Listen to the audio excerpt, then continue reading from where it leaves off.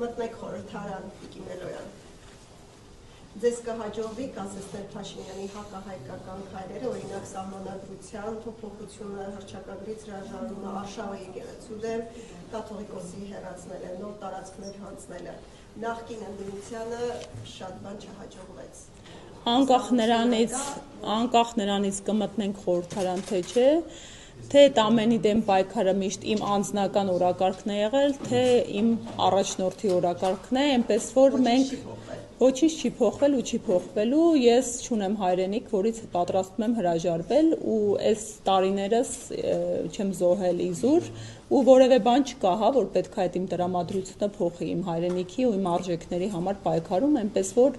նույն մոտեցումը իմ առաջնորդը ունի, դրա համար ես քաղաքական ուժ մտա, ես երբևիցե կուսակցական չեմ եղել, մենք մեր արժեքների համար